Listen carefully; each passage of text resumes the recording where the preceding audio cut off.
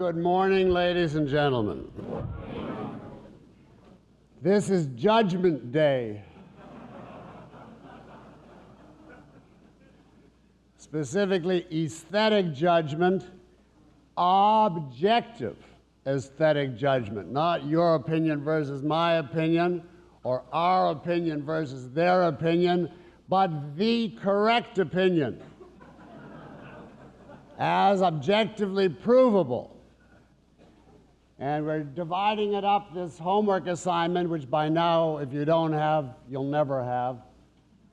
The first 11 questions take us into the preliminary material that we have to judge. Not everyone, but most of those we have to judge. Those are the components on which we have to decide in order to ultimately reach the last four, which are the overall final judgment. So on the analogy of the Oscars, or the Tonys, I guess is more appropriate, we're first doing all the technical and supporting cast and so on awards, and then we're getting to the best play, the best comedy, etc.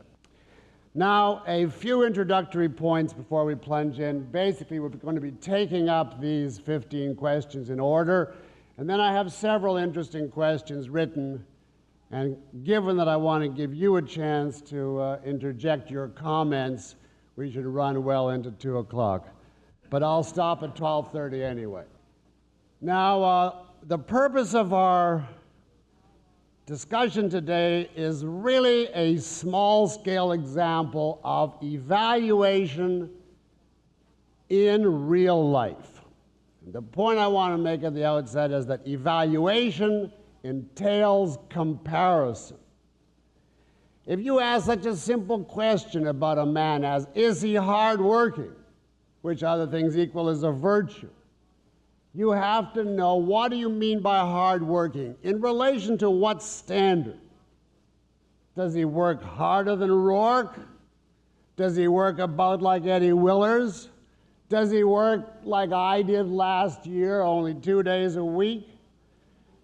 Now, aesthetic evaluation similarly requires for clarity an implicit comparison among different artworks within the same genre. For example, if you want to judge, does this have a good climax, this play? That absolutely depends, your ability to answer.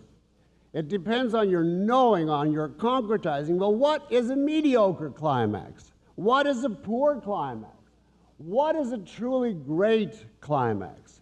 In other words, you have to have implicitly in your mind a scale or spectrum of better or worse on which you can then locate a given climax. So this is not an artificial academic exercise where we just are comparing 7th grade plays because we couldn't think what else to do with the 8th. In pattern, this should give you some guidance for aesthetic evaluation throughout life. Another introductory note here. We are judging these plays within the framework of the exact title of this course. I picked every word that was in and out of the title.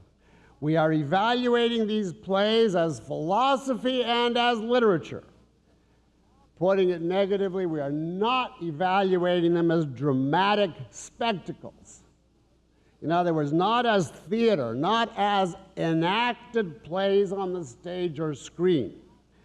The theatrical form of art uses a different medium. The medium of theater is actually human bodies moving on stage and speaking. It's not the printed play script, which is simply concepts or language. In other words, literature. Theatrical performance is an event which involves a whole new category of issues in judgment, which I don't purport to know a great deal about. But you would have to take into account an awful lot of factors that are not purely literary. For instance, the visual spectacle of the stage, the costuming, the time compression, pace, movement, color, physical transition, smoothness. There's all kinds of things that go into making an effective or great dramatic spectacle that are just simply not part of the discussion if what you're talking about is plays as literature that you read. In other words, essentially as novels, but with only dialogue and no exposition or comment by the author. This is not irrelevant to judging great plays, because you'd have to judge the play as literature in order to know how good the performance actually could be when it's enacted. But this is really just a stage in a still more complicated undertaking, and this, thankfully, is enough for us. Now, my last introductory note, I have created a fallacy, which I call the modernocentric predicament. And this fallacy occurred to me when my preliminary seminar for this course was given a list of questions. And lo and behold, every play, which was the best, whether philosophically, aesthetically, as a whole, personally, it didn't make any difference. It was always Joan of Arc, Enemy of the People, or more commonly, Mona Vanna. Always. And I thought to myself, this was really suspicious. There's 4 old plays and 3 modern plays. And isn't it a funny coincidence that they all loved the 3 modern plays? Now, this disappointed me, I have to say frankly, because my goal as teaching this course is to broaden your receptivity. I think it's a terrible fate and needless constriction to confine yourself to the last 100 or so years of a declining civilization which has lasted for 2,500 years with its greatest genius before our time. So if your estimates come out endorsing predominantly plays from Ibsen on, then I feel safe in saying you have this problem. You're trapped in the modern perspective, in the ease of getting into a modern play. And probably the 2 factors that would trap you in that is your age and your education. Age functions because as you get old enough, you finally reach a state of thorough disappointment with most contemporary stuff. And you're willing to put in the time and effort necessary to open up the great classics of the past. Education comes in because one of the purposes of education should be to make great literature from the past accessible. And of course, they do the opposite today. They either keep you in ignorance of it, or else they present it in such a way that you run for your life for the rest of your life. I want to repeat one propagandistic point that I mentioned earlier. If your modernocentric attitude were sustained, and I don't mean every one of you has it, but I'm sure enough of you do, it would mean that 3,000 years from now, people would be justified in saying, oh, I don't want to bother to read Ayn Rand, all that archaic stuff about telephones. What's a telephone? You know, and have to read footnotes on the bottom of the page and talk about railroads and things, and there's going to be constant explanatory text in the back. Why can't I just plunge into something good and racy from my own time? And you would, by this method, actually never get to read Ayn Rand. The language would be archaic. And yet, what a tremendous value you would have lost thereby. And I think a parallel to that is true right now. If you cannot get what Greek literature or Renaissance literature has to offer, you are missing an immortal value. So watch your own answers. Any given answer, it's okay, but if you're completely skewed on the side of the last 3 plays in this course, you have already committed this fallacy. Now, I also want to remind you that we did not show a movie or enact a play of 6 of the 7 works in this course. For people who are hearing this on tape, we did see a movie of St. Joan. That must, however, not sway you, because we could have theoretically done it for all. Do not bring in your memory of the movie, however much you liked or disliked it, as part of your analysis here. That is not admissible as evidence in this court. All right, you have take out your Crow summaries of the 7 plays, so you have them right beside you. Antigone, Othello, La Cide, Don Carlos, Enemy of the People, St. Joan, and Mona Vanna. And with each you have the characters, the plot theme, the climax, the theme, and the overall philosophy. And we can skim it up and down if we need to ask questions or to make comments. Now let's plunge in with number 1, who was the strongest heroine in all these plays? And generally speaking, I'll give you my thoughts first. It would be more fun to elicit all kinds of different thoughts from you first, but we would never begin to start that way. So I'm going to first of all give you my views on these, and then I'm happy, within the limits of time, to take your comments. The strongest heroine in my judgment, I'm not going to keep saying in my judgment, but that's obviously implied, is Antigone. I don't think there is a second that's equally strong. And I gave my reasons for that in discussing her. She is the one most like Ayn Rand, and to me that is a self-evident proof of strength. Now, for second, I have Joan and Chimène tied for different reasons. Joan has a lot of really good qualities: a stressed idealism, youthful self-confidence. She is actually more of an initiator than Antigone. Antigone just waits for the order and then reacts to it. Joan comes out of the blue with her own plan, and she has a wider scale of achievement, which, as you'll see, counts for a great deal in these things. She takes on the entire world, leads armies, and so on. The problem with Joan, as I've said over and over in discussing it, is can you believe in her fully?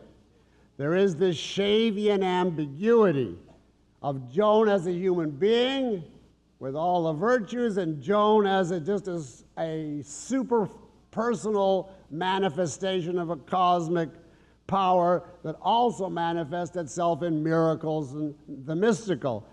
And that edge takes her out of the category of being the strongest to me. It's an act of abstraction. You have to look away and just imagine what she would be if she were fully what she is. Now, similarly, but for a completely different reason, I would put Chimène as less strong than Antigone. Now, it's not there any ambiguity in her character, but that we do not have a really full presentation of Chimène. Largely, her character is presented, not totally, but largely, significantly, as love-oriented. Now, there is a significant element of Chimène facing reality, facing the king, facing the court, arguing down the Infanta. So it's not only in relation to Roderigue that we see her, but dominantly it's her love for Roderigue that is the focus. And what we want in a strong character is, above all, a character facing reality, and therefore implying the enormous potency of being able to do whatever he or she sets out to do. By somewhat delimiting the scope and development of Chimène, which the play required him to do, he doesn't make her the full heroine that Antigone is, who takes on all comers, and you see her fully flourishing in action. So Chimène has tremendous power, but as I say, for a different reason than for Joan, I put her second. Now, Mona Vanna I put third here and last of the good females, specifically because she is not metaphysically developed at all except by implication. She's entirely love-oriented. The whole question in her mind is, this man or that man? Now, it implies certainly strength, and she's willing to take on the city, and there's no doubt that a great strength is implied. But the problem with Mona Vanna in this regard is a full-blown version of what we have partially with Chimène. She's much too much for full depiction of strength, too much a romance-oriented character rather than a reality-oriented character, which includes romance as one part of it, the way Antigone did. And so to me, there's no question that objectively, the strongest heroine in all these plays is Antigone. Now, before I get your view, let's finish the other two parts of question one. The most admirable hero. And here I have no doubt in saying that it is Le Cid, Roderick. This man has strength, independence, and achievement on a larger-than-life scale. He is a truly glamorous, romanticized figure. He's a colorful hero. He savors every moment of his life. I think, and this is a kind of a good test, it would be a pleasure to be friends with him. Now the question is to compare him to his closest rival. And I think Thomas Stockman would be next in order as the most admirable hero. But Roderick is more unique a character than Thomas Stockman. He is morally innocent, like Stockman, but he's not naive, or at least he's not so naive as Thomas Stockman. Plus, there's no element of him being a martyr to a world that doesn't understand him. He is a conqueror, not only in intention, but in fact. And this is despite the fact that he perhaps offers his life one time too many to Chimène. Now, Thomas Stockman has all the same virtues in essence as Le Cid, the same strength, but he is somewhat downsized, I think. Not undercut, but just reduced in stature by the comedic overtones of the play.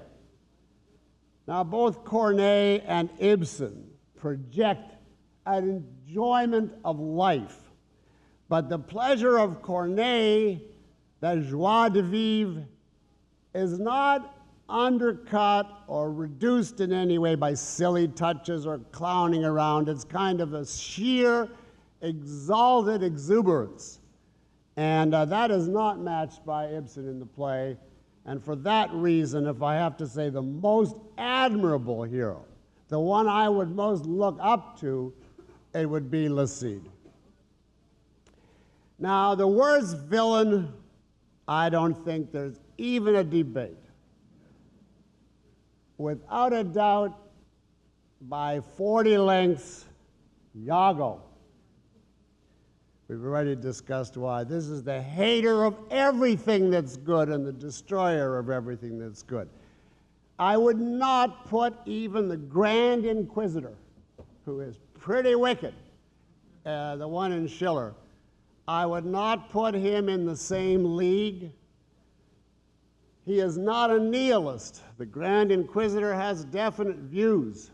He has a whole coherent philosophy.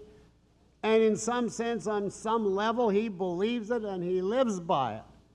And that is miles above Iago, whose attitude would be modern nihilism. He doesn't want ideas. He thinks ideas are just a ruse to trap the unwary, just a game.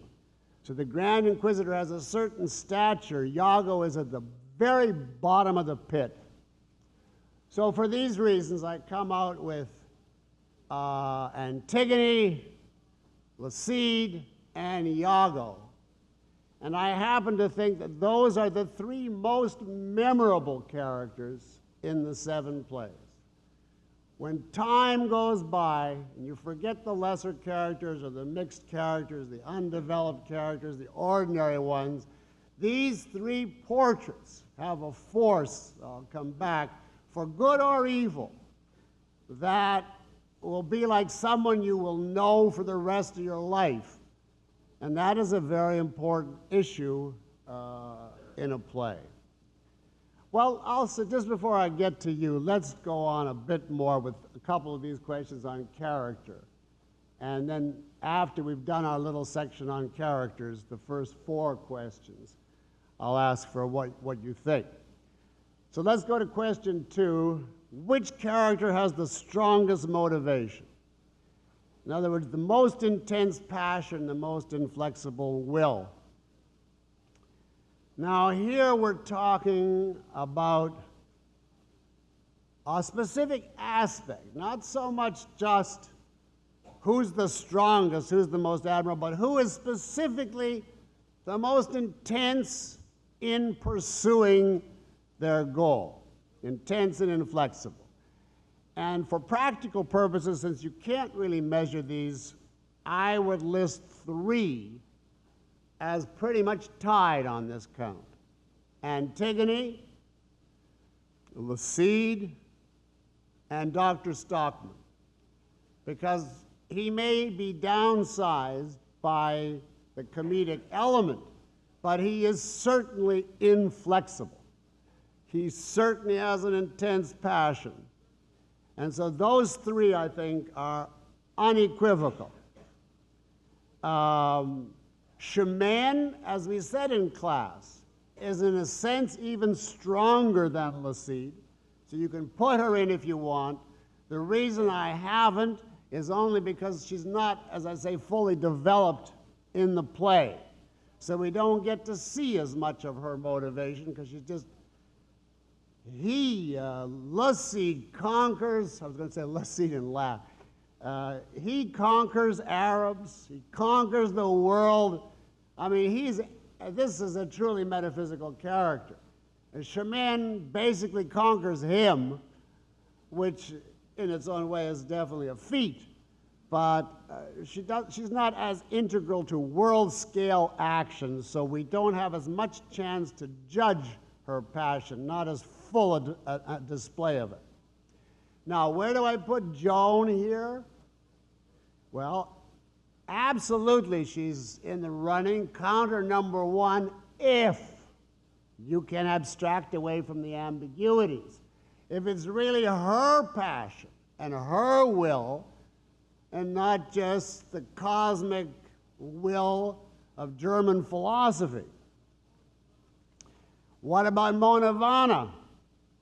Well, she certainly implies full-scale heroism and intensity of passion, but again, we do not see it. We see only her romantic intensity. We don't see world-scale passion or will. Now, I want to make a theoretical point here that I think is of some importance. What counts in evaluating heroism broadly and in evaluating intensity, passion, will more specifically, is not only the inner alone, not only the passion and force of the inner dedication, but the objective external scale of the conflict or the achievement. After all, the purpose of motivation is what? Now, what's the purpose of holding value judgments and inflexibly clinging to them? To achieve something in action, to do something. And Aristotle said, and Ayn Rand agrees, nothing is more important than what the characters do. Now, from this point of view, if you're they all have to do something, and in a great play, of course, they all do something, and Don Carlos, who does virtually nothing, is a wimp for that reason, the character. But granted that they all do something, the way that you judge in conjunction with the rest of the context is the scale of what they do. And let me give you just a common sense analogy here. Without meaning to be unduly self-effacing, but I think this is a good analogy. Let us say you regard me as heroic for learning objectivism and Ayn Rand as heroic for creating objectivism. And I put to you the 2 cases as an objective test. Who comes out as the strongest? The student who struggles sincerely for decades to master a philosophy and finally does so? or the master who created the philosophy, perhaps much faster and with less sustained agony of inner chaos. Now, you measure that definitely by saying, well, look, when the chips are down, she thought of it. She did it, you know. That's not to take away from what a student has done, but the scale, the sheer breathtaking dimensions of the action are not irrelevant to whether you call this strength or whether you call this passion or what you call it. Now, I want to bring in here the broader theory. Art is perceptual, and therefore a world-scale achievement, a huge scope in the character's actions, has the ability to bring the metaphysical perspective directly to the perceptual level. If you get anything done, I would get that done. A world-scale achievement brings the metaphysical perspective that we seek from art directly to the perceptual level. You see the hero fighting the world, and if it's a benevolent play, beating the world, as opposed to merely beating a rival. And this is the primary reason why I require a play to be philosophical in order to be great. Because a philosophical play most obviously fulfills this need of art. It concretizes the metaphysical and thereby condenses an entire view of life to your percepts. It reveals the full potentiality of human passion, the full scope of its operation, facing the entire world of society. And this is why a philosophical quality gives a play and a character, in my opinion, greater power to either uplift you profoundly or depress you utterly. If the play and the character are on a world scale, they thereby bring to the perceptual level the profoundest character values. Now, of course, I hasten to say that, of course, all art is implicitly metaphysical. And I don't deny that. But a philosophical play is special in this regard because it conveys the added power of the explicit over the implicit. Now, I do not mean, please underscore this, I do not, N-O-T, mean that a play has to be like Atlas Shrugged and have a lengthy speech or any speech synopsizing its view of metaphysics, epistemology, and ethics, and so on. Let's say that there's a continuum. At one extreme is Atlas Shrugged to the Fountainhead, which have avowed philosophic revolutions and summarize their philosophies as part of the script or as part of the work. On the other extreme would be what I call one-note plays or one-theme plays, like Mona Vana, You Should Be Selfish, or The Miracle Worker, The Importance of the Senses. And all the way on the of that extreme would be, you know, the standard detective stories and comedies, which also have an implicit metaphysics, but no particular abstract theme at all except let the good triumph, you see. Now, in the middle, I hate to use that word, but I don't know any other way to put it, between philosophic texts on the one hand and one-note plays on the other are the most of the plays in our course. That is Shakespeare, Corneille, etc. Those are not filled with philosophic speeches which express their viewpoint the way Atlas is. But they are much more than simply one-note themes. They actually present to you, in the course of the action, the dialogue, etc., a total philosophy in its bare-bones essence. And it's what I'm talking about when I say that I attach so much importance to a philosophical play is only in the sense in which 6 of our 7 plays were philosophical plays, even though none of them were philosophical the way Atlas Shrugged is.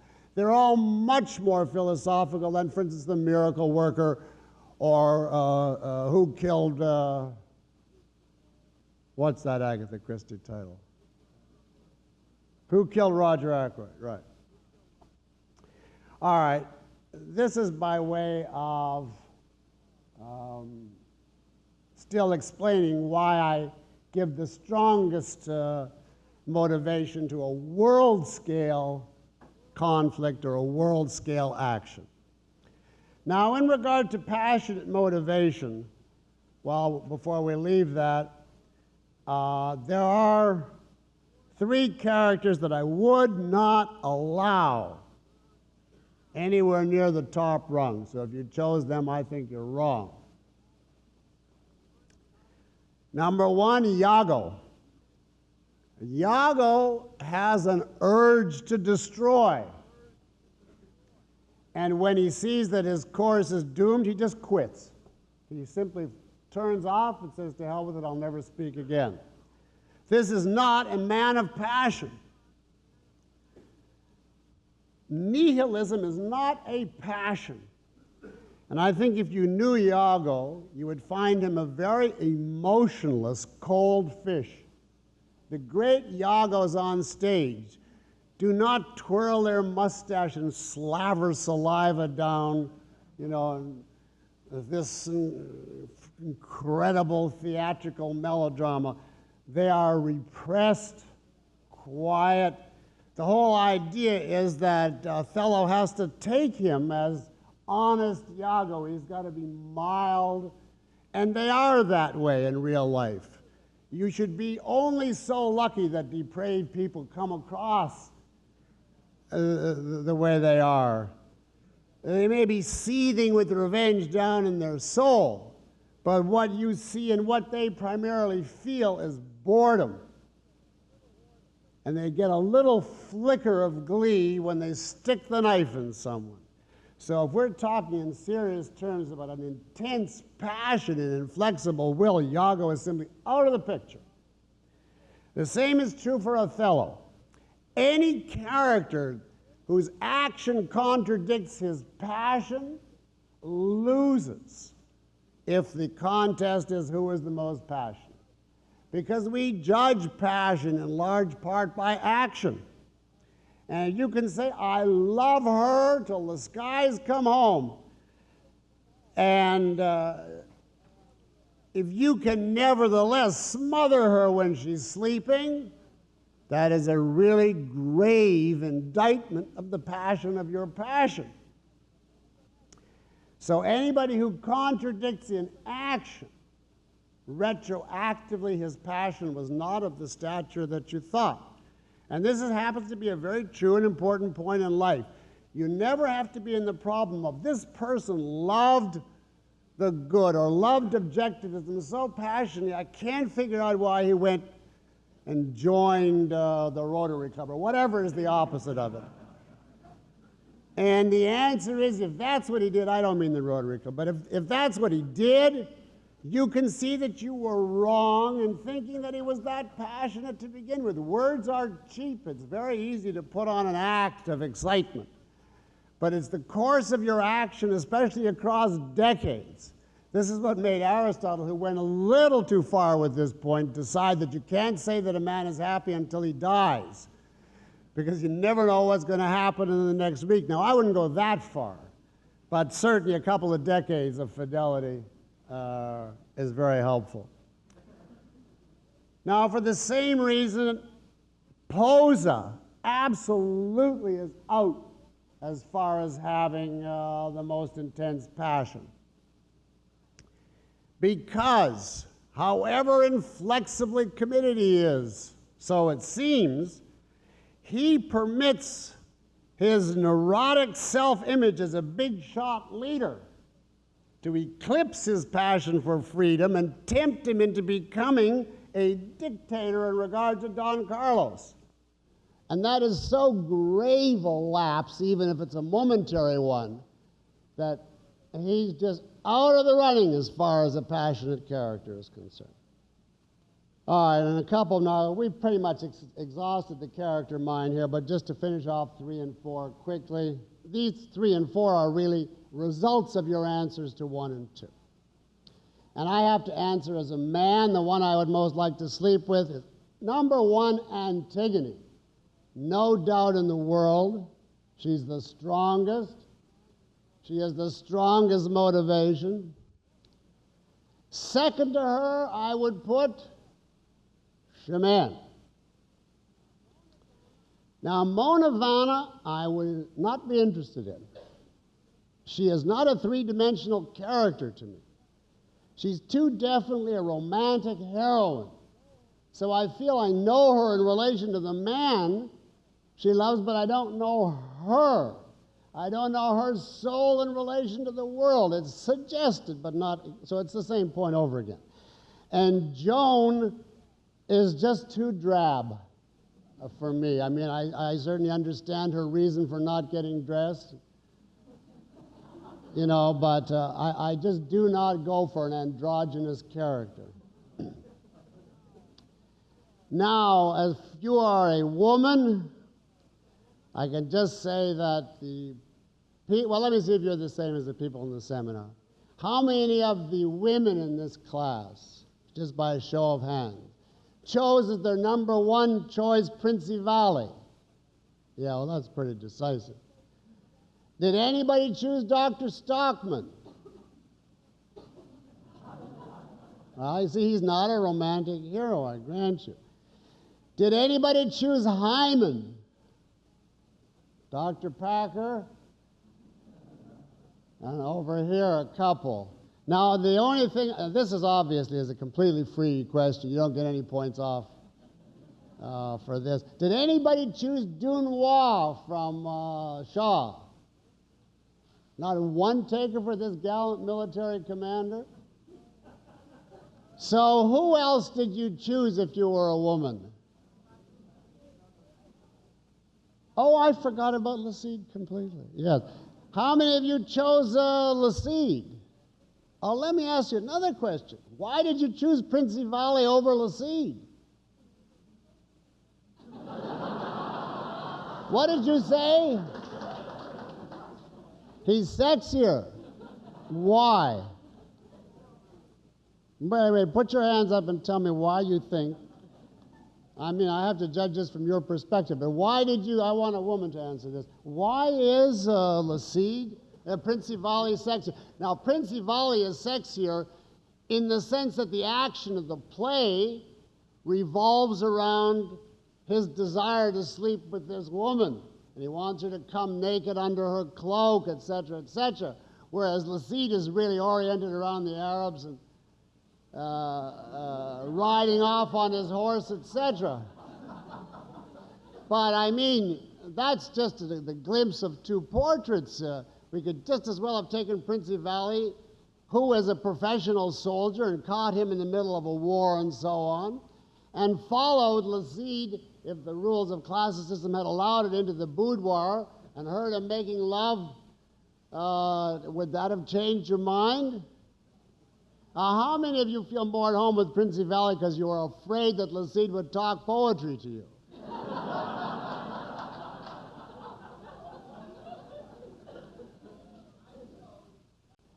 Well, that is an acceptable point. If you think that Shemaine comes across as stronger than Lacide, you want the top strongest possible. However, I think, without wanting to debate this point, you would have your work cut out to say that Hyman is stronger than Lacide as an objective proposition, because one of the usual comments on this play is that Hyman is not strong enough for Antigone and that she would devour him in real life. So there is, however, I don't think we have to hit this one into the ground. Let's go to number 4.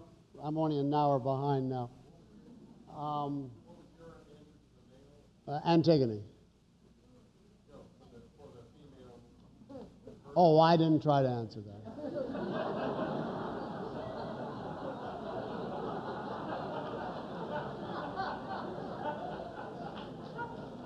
An essential thing about philosophy is you have to know the limits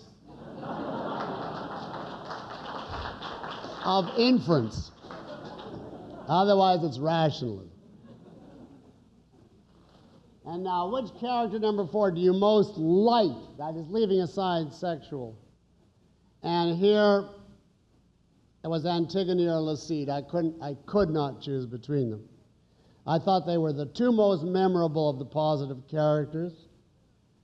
It would be literally impossible for me to tell. A close second here in terms of a character I liked is Dr. Stockman, for his many good qualities and the fact that he has such good ideas. But I do definitely put him as a second because he's not a character of the standing and the stature of those two. Now, this is really a consequence or summation of your previous judgments, but I just wanted to get it down because it's very important to your final evaluation of a play. What about the characterization? Does it create the kind of character that sears itself on your consciousness for good or evil? If it does, that's a monumental aesthetic achievement, not philosophic. Aesthetic achievement within a literary form that has characters. If you can create a character with the resonance and the power to fill your consciousness as a unique and strong or unique and monstrous and still credible, that in itself is a tremendous achievement. Nothing can be a great play completely if it doesn't approach this. Now, I think in all of our plays we have some characters that would conceivably qualify, but the ones I would pick out as the obvious great characterizations are Antigone, Laside on the positive, and Iago on the negative. All right, I've got a couple of minutes. Would you like to essentially contest or volunteer a new point or ask a question with regard to characterization before we plunge on? I tried to anticipate everything you would say. Go ahead. Now, you're not going to read a long essay, right? No. Okay. As to the characters with whom I would like to sleep, I thought the best couple was, well, I mean, not necessarily picking couples in the same play, but Vanna and Princivali. And the reason I picked them is because of I think in my psyche, I do see the sexual attractiveness of the dominant submissive mode. And I see that very strongly between those two. That's a good point. It's a good point. The dominant submissive mode is essential to sexuality, and Laside is a little too submissive to Chemin. And there's not many other couples. But the other thing, I mean, that have that quality in our plays, the other thing is that play is about sleeping together. The whole thing in that play orients you to an erotic message, and the very last line is, okay, I'm off to the cell, lie down and get ready. So that, in effect, eroticizes the whole play.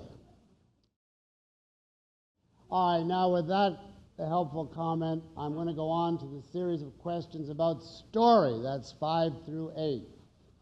Starting with which play has the most ingenious plot theme, action situation. And here I could not choose between two plays, and much as I tried to avoid the modernocentric predicament in order to give you a good object lesson, I had to say that the two best were Laside and Mona Vanna. Two best plot themes. Now, of those two, I think Mona Vanna is a little lesser. It's because it's a little more conventional.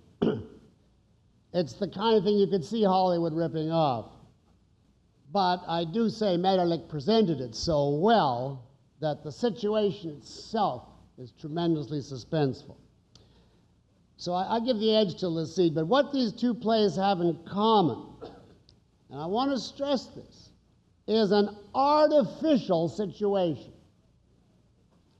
A good play A good plot theme is not a natural, everyday type occurrence. Artificial is a compliment in aesthetic judgment, not an insult. You remember in We the Living, talking about scenery, Lydia looks at the stage and says, "Oh, how beautiful, it's almost real." And Kira looks at it and says, "Oh, how beautiful, it's almost artificial."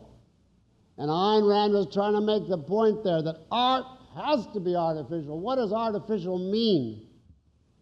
In this context, deliberately chosen every aspect to achieve the purpose of the artist. Not just taken from life because that's the way it is, but stylized and slanted and selected so the force of a human mind and human purpose is controlling it. It's made by art, artificial, as opposed to just happening. Now, these two have artificial situations, and I repeat, I don't mean unbelievable or anything like that, but situations deliberately constructed for passionate, unusual conflict. The others, for whatever their genius, as sheer plot theme, are basically simple stories of a man or woman who asserts himself against a hostile world. But here we have a worked out situation of conflict, which is complex, entirely credible, but not common. Ingenious, that's the word. It's not common in the sense that I rebel against people is common. Now, Laside is the best because it's pure ingenuity and sets up a conflict far beyond the conventional. You see, in the Mona Vanna play, a man wants to sleep with another man's wife. That's a good conflict. But that is not yet a great conflict. For him to have to kill her father in order to deserve sleeping with her, that is even better. And here you can compare Atlas Shrugged, where the plot is very much like Laside. Not in concretes, but I mean on this level that we're talking about.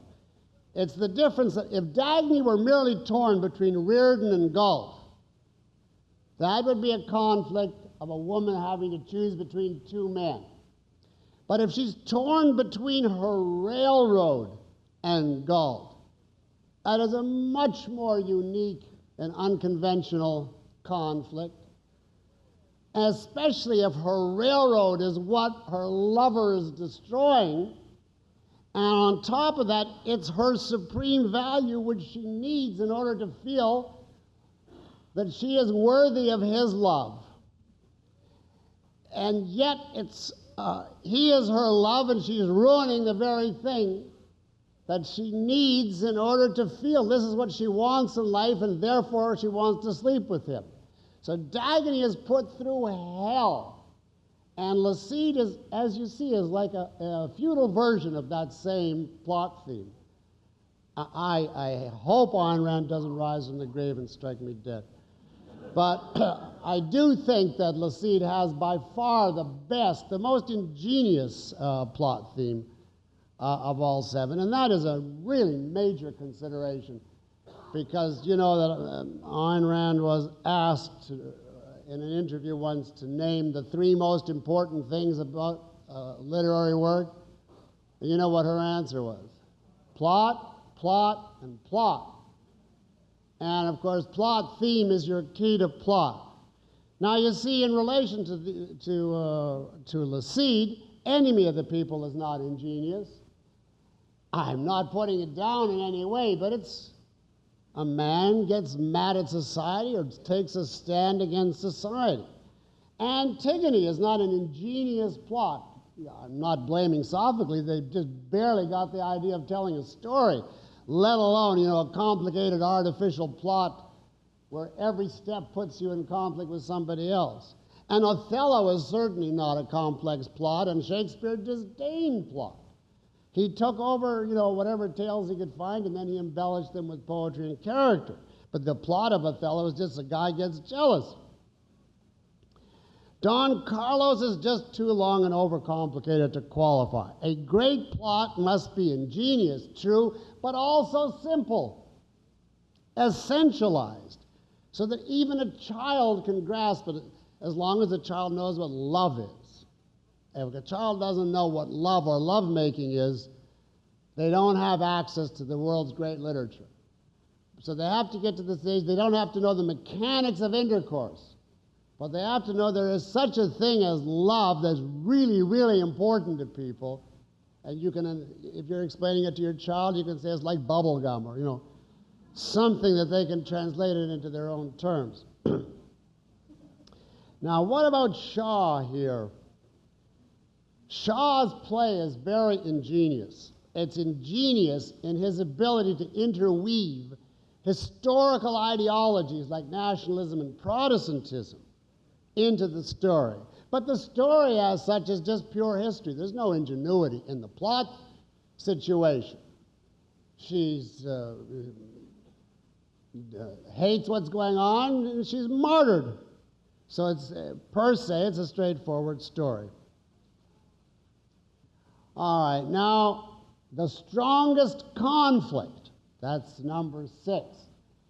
Now I've stressed over and over again that a play stands or falls with the depth of its conflict. And of course that will reflect both the type of plot situation, the type of conflict that's possible, and the type of characters.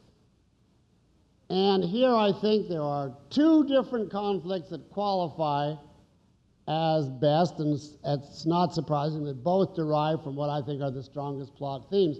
Roderigue versus Chimène, or Guido versus Principali. Now the reason I choose these 2 is that neither party in these 2 cases bends, breaks, or gives up, not to the bitter end. Nothing stops them, even when the play is over. They're still at war. Now, but of these 2, I take Le Cid versus Chimène as the best conflict in the 7 plays on 2 grounds.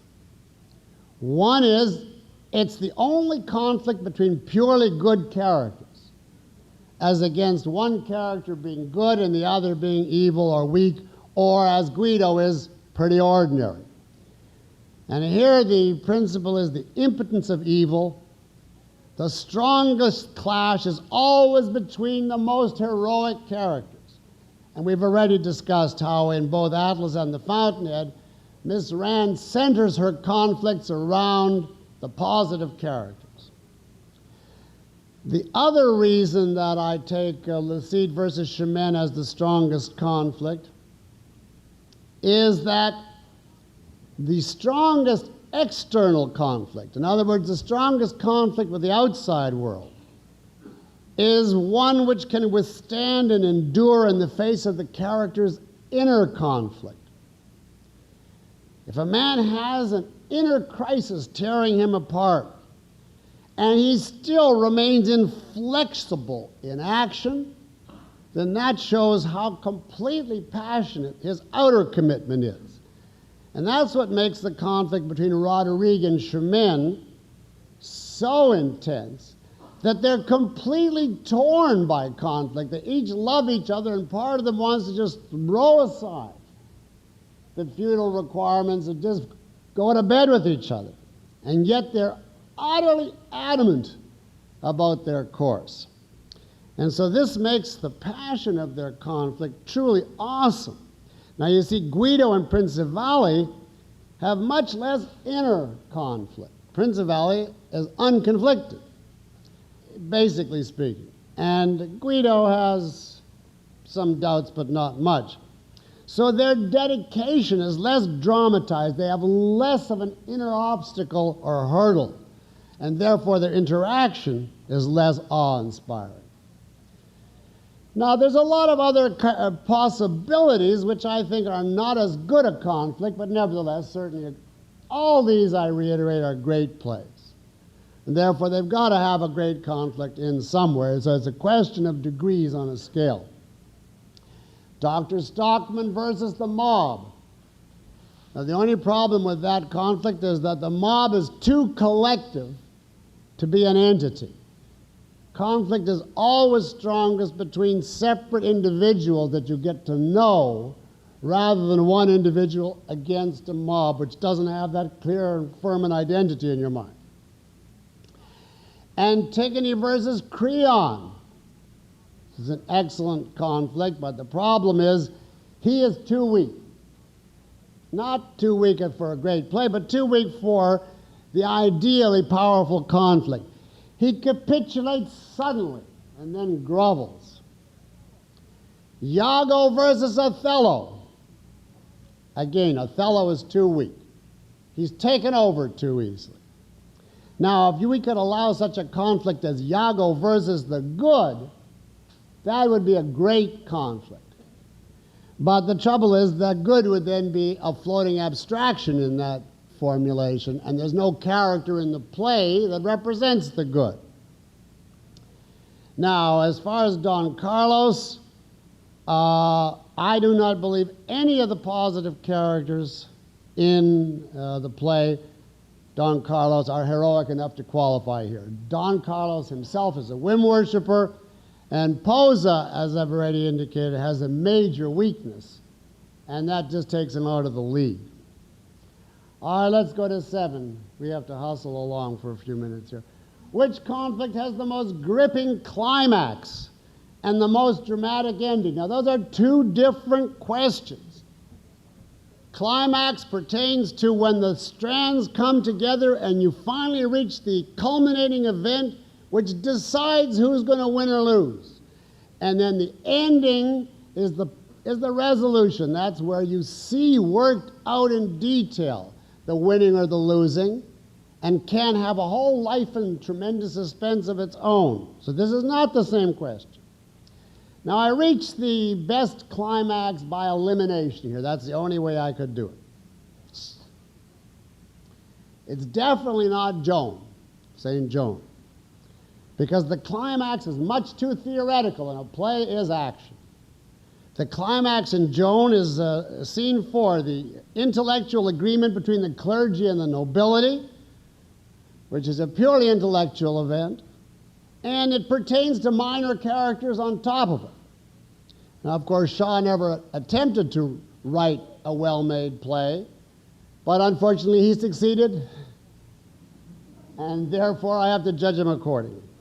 Now, I don't think the climax in Antigone qualifies because it's just barely a climax. The climax is her resolve not to give in.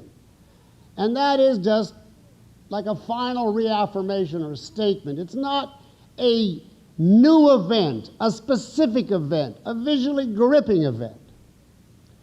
I don't think the climax of Le Cid, which is the king elevating Rodrigue to the title of Le Cid, that is more ceremonial than an action or a visual occurrence. It's more talk than action, as it comes across in reading. Now, I leave open the idea that I could conceive a director who would stage this coronation, in effect, with such excitement and solemnity and music and everyone bowing into the dust, radiance, etc., that it's an event. You say, oh my God, this guy, I can see him elevated to king of the universe. But in reading, it goes right by, he says, you're Le Cid, great, on to the next. So as climax, it doesn't come across in reading. Mona Vanna, too predictable. If a climax is 100% predictable, it's out as a gripping climax. And if we know from the moment that the play starts, if she doesn't fall in love with Principali in Act 2, there's no play. So the 3 best climaxes by elimination are Don Carlos, the death of Posa. That is a gripping and unexpected event, but perfectly logical within the structure of the play, as we've seen. Enemy of the people, a confrontation with the mob. Excellent climax. But in my judgment, the top one, the most gripping climax is Othello. And here I think you see the true genius of Shakespeare, power of visualization.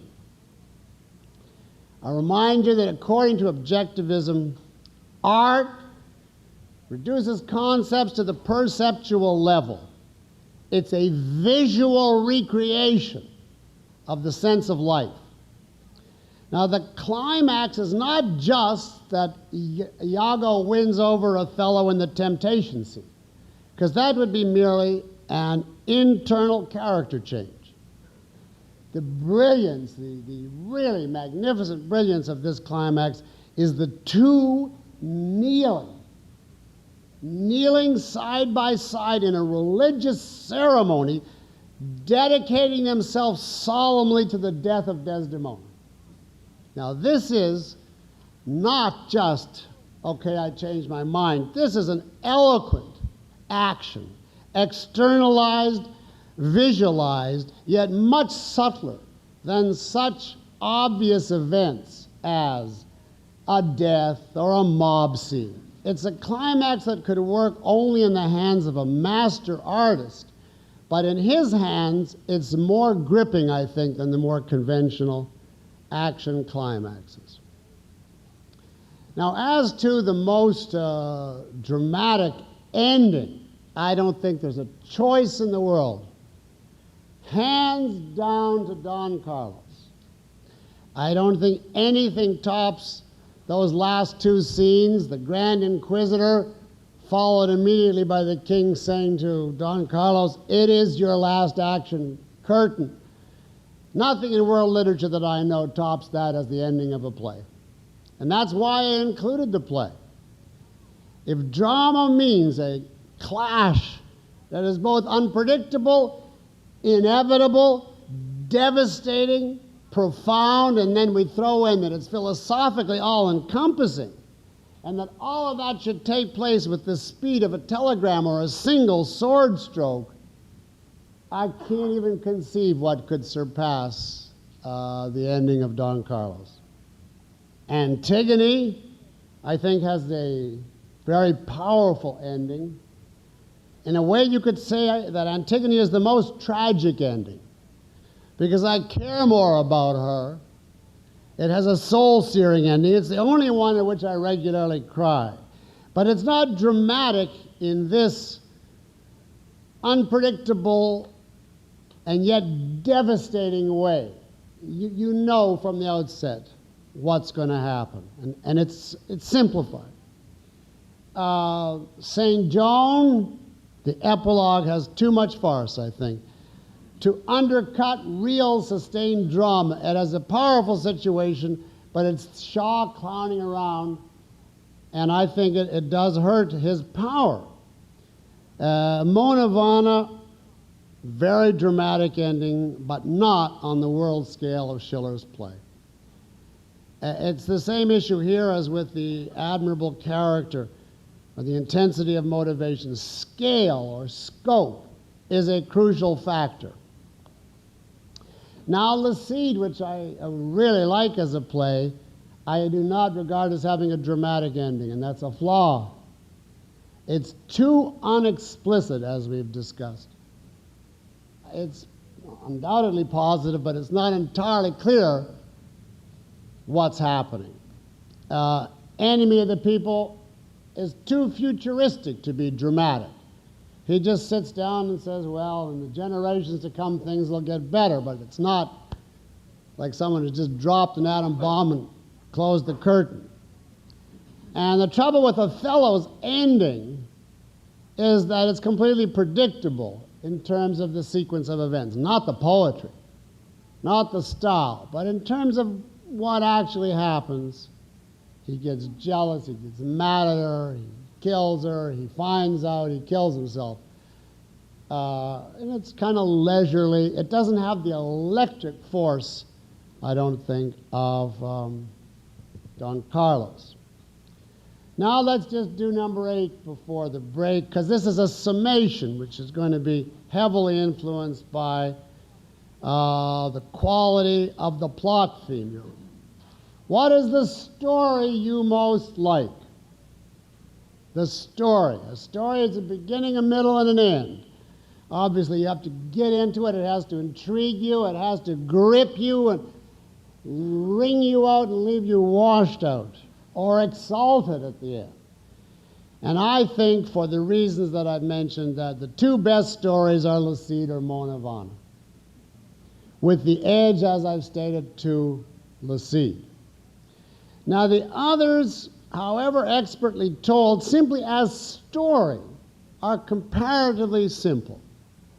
Antigone defies the dictator. Othello gets mad at his wife. Dr. Stockman defies society. Joan defies the establishment, etc. And on the other side, Don Carlos isn't simple enough. He's constantly changing his mind about who he wants to be in love with, so it's not in focus enough. All right, I'll give you a minute. Comment or contest what I had to say on the issue of plot and story.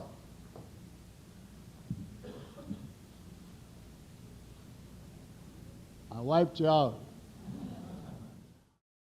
All right, we're going to pick up now with question 9. We're looking at 1:45 now if I talk nonstop. Either that or I can leave out some of the questions.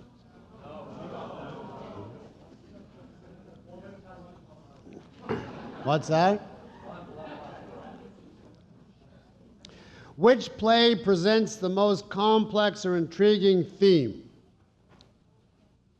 I would say Othello and Don Carlos.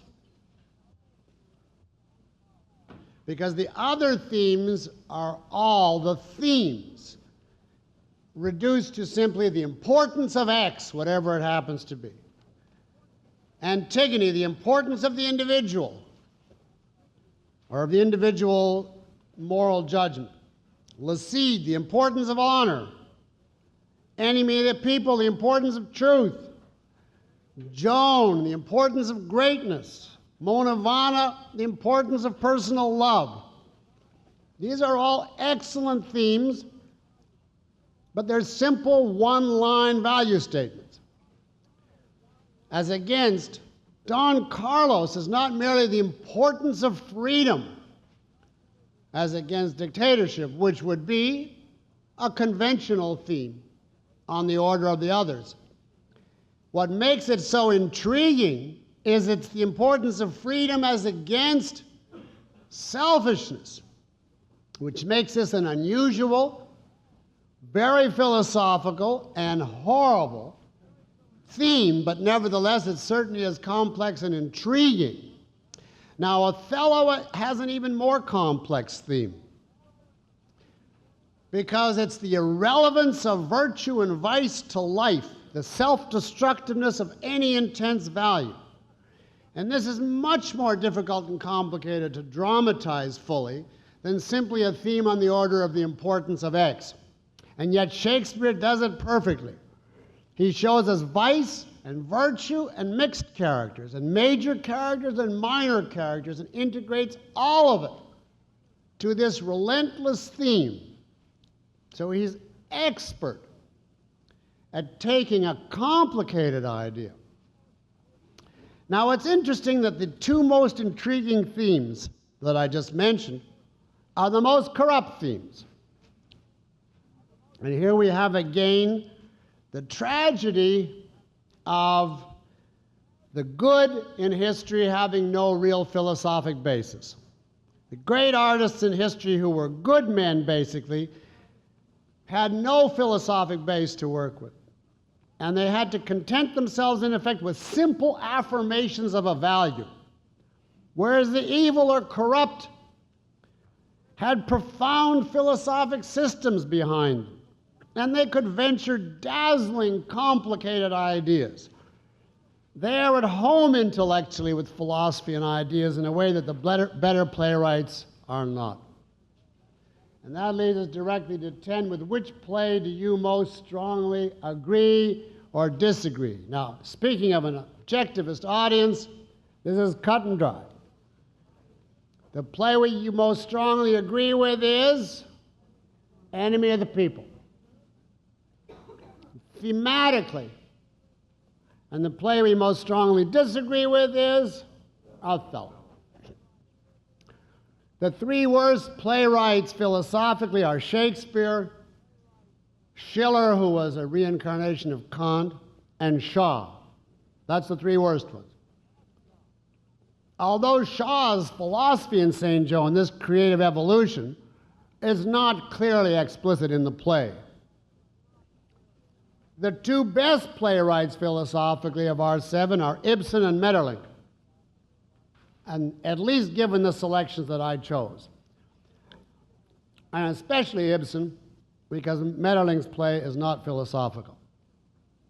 And then we have two mixed playwrights. By mixed, I mean they have substantial elements of truth and of error. And that would be Sophocles and Corneille, Antigone and Lassie. Why do I think Shakespeare is the most I disagree with him the most? Because Schiller at least purports to value reason and freedom. Whereas Shakespeare anathematizes all values. Why do I agree with Ibsen the most? Because aside from relatively minor errors, as when he gets trapped in evolution, his play could have come straight out of objectivism. Now, Maeterlinck doesn't reach definition as a total philosophy, either in Mona Vana or anywhere else. All right, now let's get to 11. Which play most admirably integrates plot and theme? Now, by the word admirable here, I realize that is a shorthand, but we had to get the questions on one page. I'm trying to suggest that integration, as it's being viewed in this question, is a feat, F-E-A-T, a unique aesthetic virtue that implies complexity. Of course, theme and plot, meaning and action, have to be integrated in any proper work of art. But a simple value judgment reflected in a single event or a simple straight line story may be perfectly integrated, but it is not a feat of integration. For instance, suppose my theme is the value of persistence, and my story is a student sits at his desk studying, and he refuses telephone offers to go to the movies. He's persistent, and then he gets an A in the course. Well, that is certainly integration of theme and story. But we are not in the big leagues aesthetically here because the theme and plot are just too easy in one line. Now, Othello qualifies here as an admirable integration of plot and theme because of the complexity of the theme, and therefore the difficulty, the sheer intellectual difficulty, or artistic difficulty of integrating that theme to the plot line. And we saw how Shakespeare does it brilliantly on both the positive and the negative side across the spectrum of characters. Now, Lassie also qualifies here as an admirable integration because he has a more ingenious plot theme, a more twisted plot theme, but a less complex theme. So his integration of plot and theme is admirable, although I think it's somewhat easier than Othello because his abstract theme is easier. Nevertheless, he does the integration through a complicated storyline with supreme skill in all the twists of the raging conflicts from the Chimene and Rodrigo and the father and the other father and the king and the infanta. All the characters, major and minor, the theme is what breathes life and motivates the action. Now, the other plays I don't think have as admirable an integration simply because they're not as complex either in plot or in theme. Enemy is too simple a theme and story to be the very top rank of integration here. And the same for Shaw. He has, of course, complex intellectual disquisitions, but that doesn't mean a complex theme. His theme is the importance of greatness. And both Antigone and Don Carlos have weaknesses in the actual telling of the story which take away from focused integration. Antigone, as you know, has the switch from Antigone to Creon as the focal point, which tends to give it a diffuse or not fully integrated air.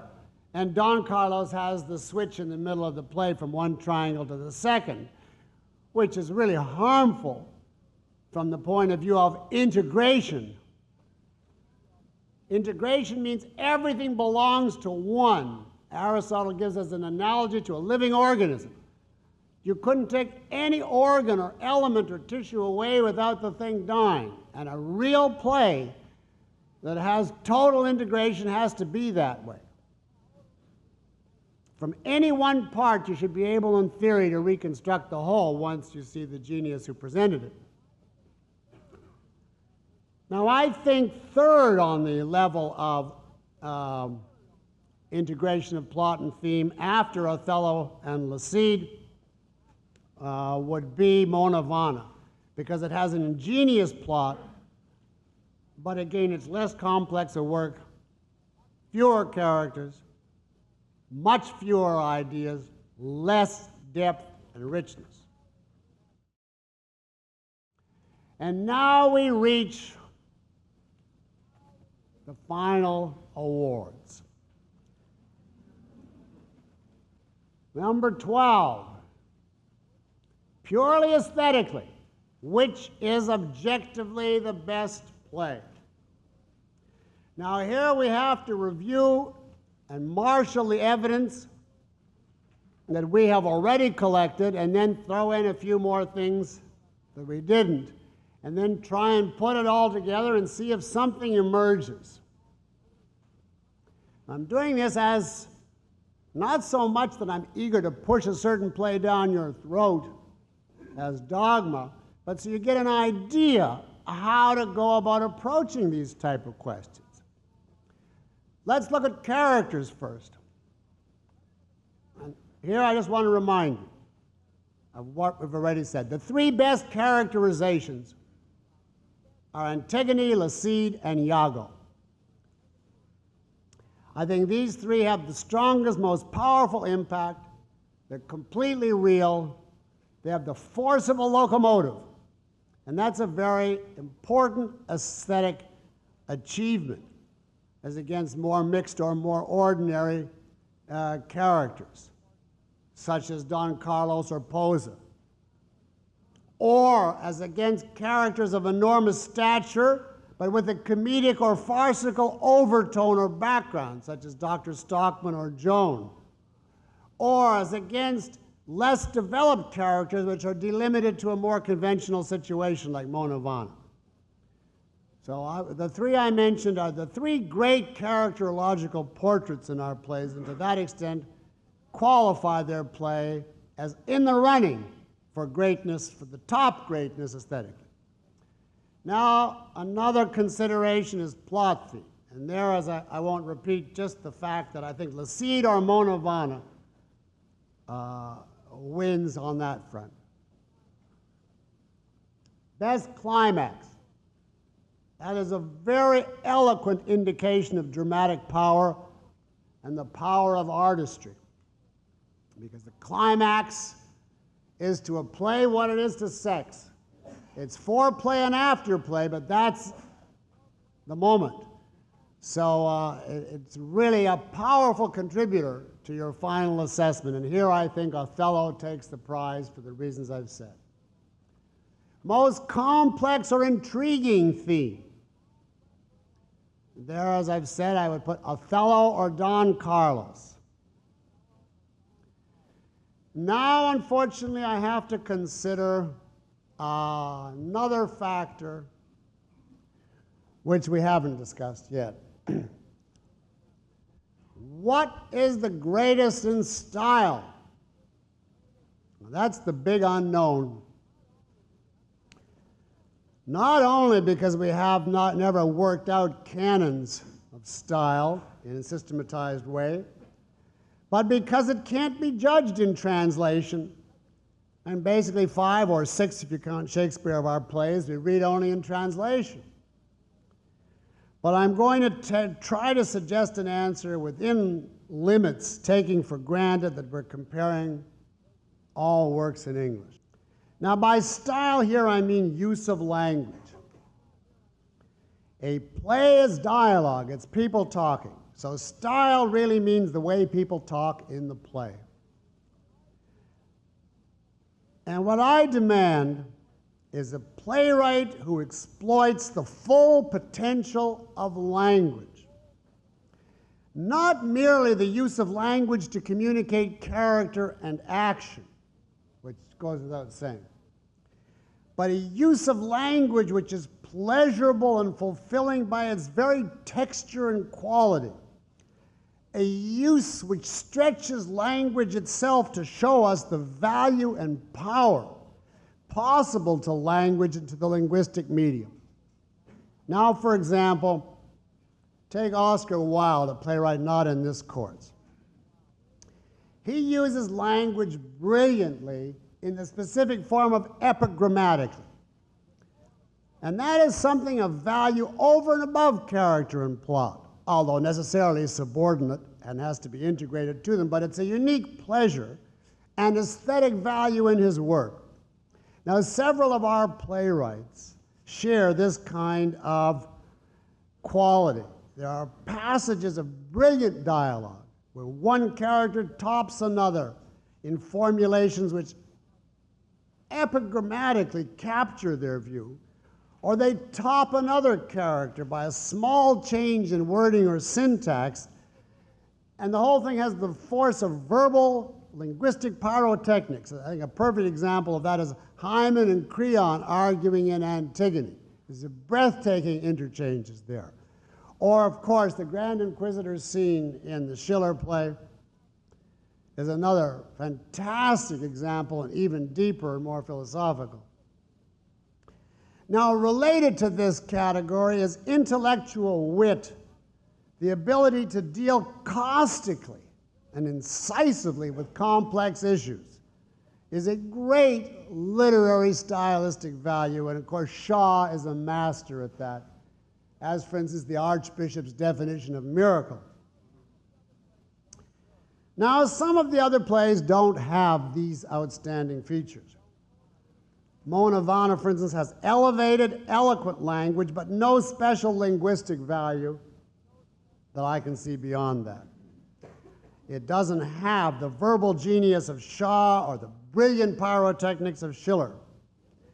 Enemy of the People has simple, eloquent dialogue fully appropriate to its characters, but I have no experience of relishing the use of language like a cat rolling in catnip. Now, of course, I don't know Norwegian. And similarly, the few fragments of Greek I know are not enough to give me a clue to judge Sophocles' use of language. But I do have some rudiments of French. And on this basis, I award the best style Oscar. That's not yet the best aesthetic, but just simply for style, which is one element of aesthetics, because also character and plot, etc., come in. The best style Oscar, I couldn't choose between Othello and Lassie.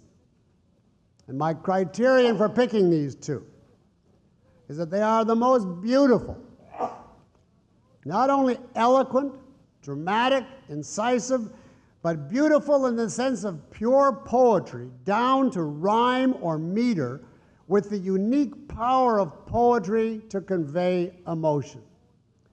These two plays, by their style, have a haunting power, an ability to create mood, an impact purely from language that I think is unmatched by the others. Now, perhaps Antigone in the original Greek has this power. I doubt that any of the others does, even in the original. Now, am I saying all great plays must be poetry? No. But I do say this much. I venture out on a limb to this extent. If everything else is equal, than a play which is immortal poetry fully integrated with the work, not extraneously introduced, is an added plus, a unique aesthetic bonus that has to be taken into account in judging the work's aesthetic and emotional value. Now, of course, if you're in this modernocentric predicament, you have been brought up to believe that poetry is, quote, artificial, which it is, just exactly the way everything good in art is artificial. You've been told that poetry is unreal, that's not the way people speak, etc., etc. It's boring. If you think this, you have been brainwashed by a bad culture and bad schooling, and it's cut and dry. You may not like a given poem, but if you're turned off to poetry as such, you just do not know what is out there and what power language can have directly on emotions. Poetry is a supreme form, not necessarily the, but a supreme form of exploiting the full resources of the literary medium.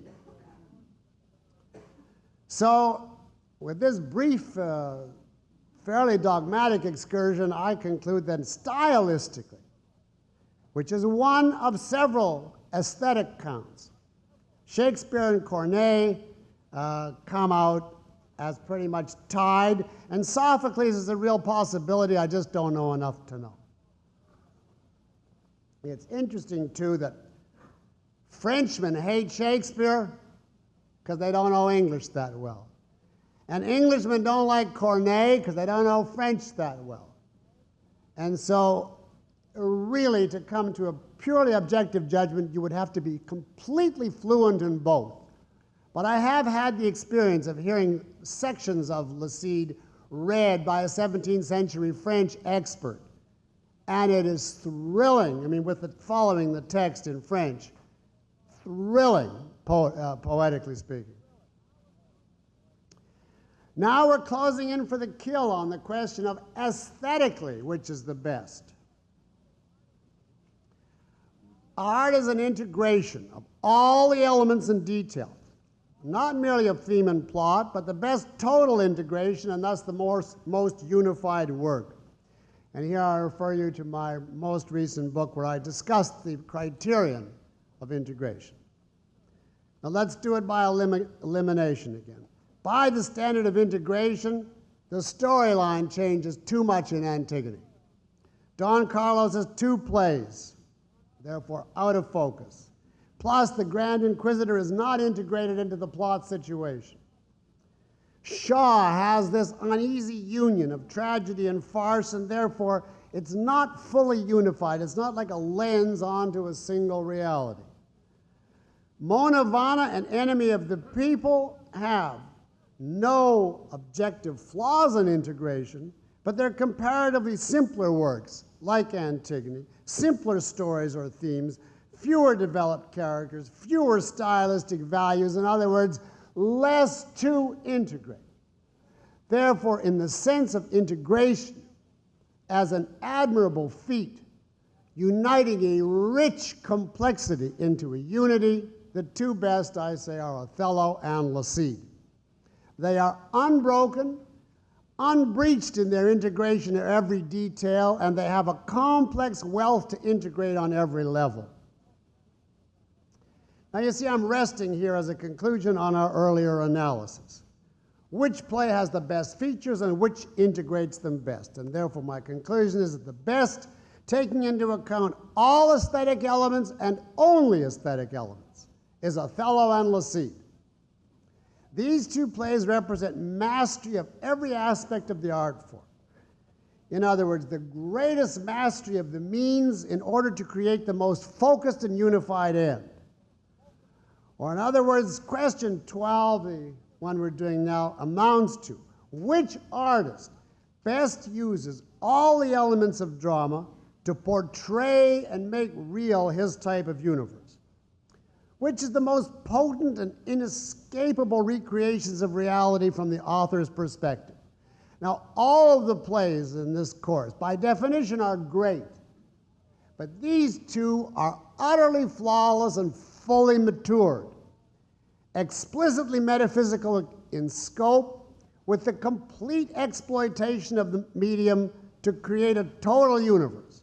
Not just to suggest a universe a la Metterlink by concretizing one element, but creating the whole universe for you to step into. In these two plays, we actually perceive and walk into a full reality, which is the task of great art.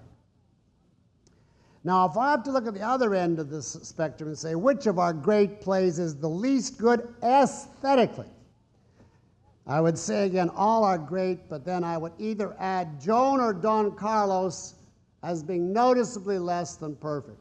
Joan because of the multiple inconsistencies of Shaw, Don Carlos in this particular play, because Schiller is better in other plays, but none of them have that ending, you see, because of its major failure of integration and excessive length. Antigone is potentially superlative, but the theatrical form had not yet developed enough for complex plots and multiple characterizations. An Enemy of the People, as I've said repeatedly, is a great play, but not as demanding and complex a work. As to if you put a gun to my head and choose between Le Cid versus Othello on purely aesthetic grounds, if I had to speak at the price of death, I would choose Shakespeare. But I can't do it, really, because I don't know French as well as I know English, so it's natural I would be biased in favor of Shakespeare. All right, now we get to 13, the easiest question. Philosophically, which is objectively the best play? Now, I did not mean which is the most or the least philosophical play. If I had meant that, Schiller is the most philosophical. Metterlink is the least. What I meant by the question is which play is philosophically closest to the truth? So it's really the same as an earlier question. The answer is Enemy of the People. Philosophically, it's the best. And which play is the least true, judging by objectivism? Without a doubt, as we've said, Othello. Of all of our playwrights, if I could, summon them down from heaven, where they undoubtedly are, I mean, if they go anywhere, all 7 of these men went to heaven. There's only 3 that I would want to talk philosophy with. Who would you want to talk philosophy with? Sophocles, Corneille, and Ibsen. All 3 I would expect to be open, intelligent, and interested. Shakespeare and Schiller I project as being closed to argument. Metterlink you couldn't pin down. He would jump all over the place. And Shaw would be like Bertrand Russell.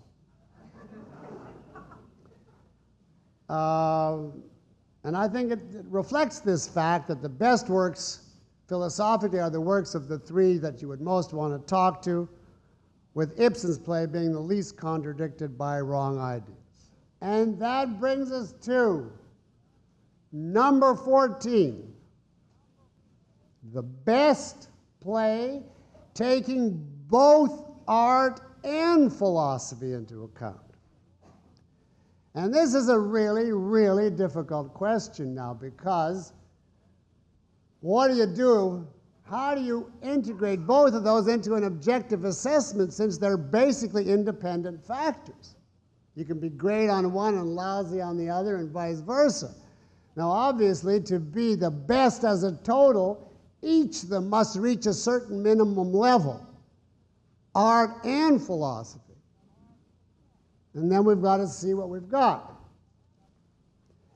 We have to, first of all, give philosophy its proper due when we're counting both art and philosophy. We know you can't equate philosophy with art. And that's why Othello can be greater aesthetically than Enemy of the People. But you cannot ignore the fact that philosophy counts toward the verdict on the total.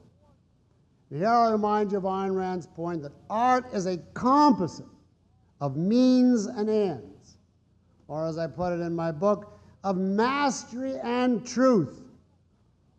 Or another way of saying it, of aesthetic standards and philosophic validity.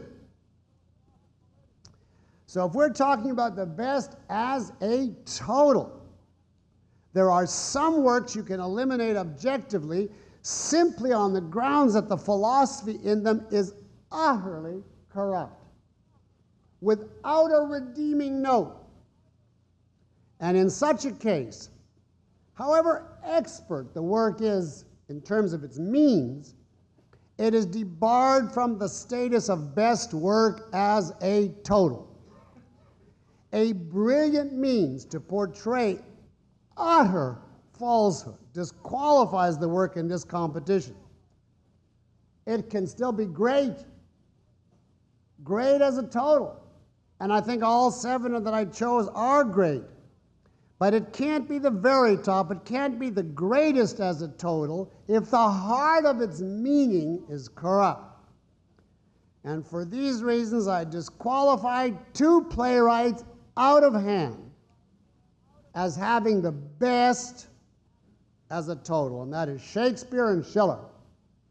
They're just too awful intellectually to put them on the topmost exalted rank.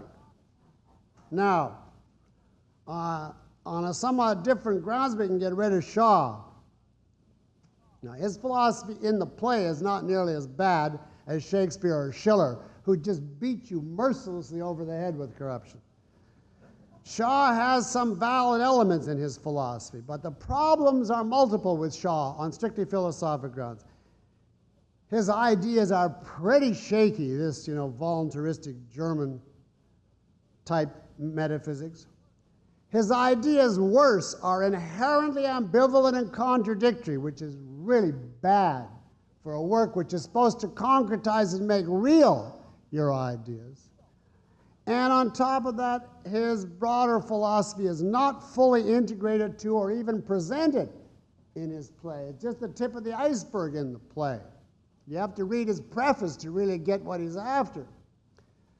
And as a further expression of his ambivalence or oscillation is the fact that he oscillates from farce to tragedy and back. So I would say if we're talking about the greatest as a total work, Shaw is disqualified. Not for having a thoroughly corrupt philosophy, but basically for having a philosophy inadequately defined and integrated into his work. And now Mona Vana is out here because it's simply not philosophical enough for the present lead. We've already covered that. So that leaves us with 3 plays which still can qualify as objectively the best after the philosophic test has been passed. And those 3 are Antigone, Laside, and Enemy of the People. Each has a focused, definite view of the universe, expertly integrated to the concretes of their artistic recreation. Now, the choice between these is not self-evident. You can't say, well, Enemy is truer, whereas Antigone and Laside have only elements of truth, therefore Enemy is the best.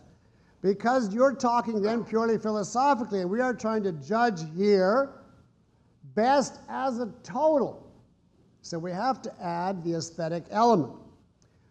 Let's go back. Which of these 3 is better purely aesthetically? Well, Antigone has the best characterization. In my opinion, even better than Laside. If I had to forget one of those characters, I'd never forget Antigone. But Laside has a better plot situation, more complex and ingenious than Antigone. And those are the 2 crucial elements to get us under the wire. Now, Enemy drops out here as a contender because it doesn't reach the level of colossal characterization or ingenious plot situation. In this company, it's just simply a little too, quote, naturalistic in terms of people and events, although I would definitely rank it as 3rd from the top as objectively the best play as a total. But the number 1 and 2 are some order, Antigone or Laside. And here, the way I reason is, Antigone is drama at its earliest stage, before having a chance to develop the complexities of a sophisticated plot. And to be perfectly frank, I understand French somewhat, and therefore Corneille's style more than I can ever hope to understand Sophocles' style. But even trying to leave that aside, Othello and Laside are the best aesthetically. And now we have to choose between Antigone and Laside, which are about on a par intellectually. Both are a mixture of heroic philosophy undercut by the same error, namely intrinsicism in some form. And I say, therefore, this is the situation we have. Laside is tied for the best intellectually within the final competitors. And it's tied for the best aesthetically. It's the only finalist in both categories. Now, this is a lot more than they give you at the Tonys. I therefore conclude that as a total, Laside is the best play, taking both art and philosophy into account. Now you see, I've picked 3 different plays for 3 different questions. Othello is the best aesthetically, Enemy of the People is the best philosophically, Laside is the best as a total.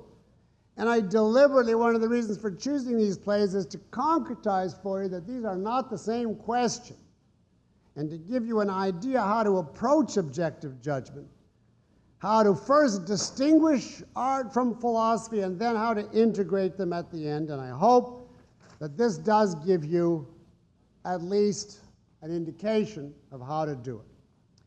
Which brings us to the last question. Which of the 7 is your personal favorite? Now, why is there room for this? We've already analyzed everything in the work. It's art, it's philosophy, their relationship. Because there is room for personal and cultural factors that weigh heavily in your own soul and life, even though they're not appropriate to a purely objective appraisal. And as long as you know to keep them on the side, it's perfectly legitimate to feel them and express them, as long as you know that's a different category. You're talking about an association you have, a personal experience you have, a desperate need you happen to have at this point in your life. As long as you see that you're bringing a personal factor that may be a perfectly legitimate factor, but it's not simply inherent in looking at the art form and saying, is this great? Now, personally, I am torn between Laside and Antigone as my favorites, with Enemy of the People as third. But I have an edge in favor of Antigone as my personal favorite, even though Laside is more sophisticated and more developed. And I would name a couple of factors as being the personal reasons involved. One is my association of Antigone with Ayn Rand. And my own life happened to be tremendously molded by a woman like Antigone. And it's very hard for me to read a play that has someone like her and say, oh, I really feel closer to another play. That is not obligatory, and I would never venture to put that forth in an aesthetic or philosophic discussion, because that would mean if I didn't know her personally, my objective judgments would change. But it certainly is relevant to my personal reaction. Another personal factor involved is that I love Greek culture over everything succeeding it. And this Antigone is our only pre-Christian play.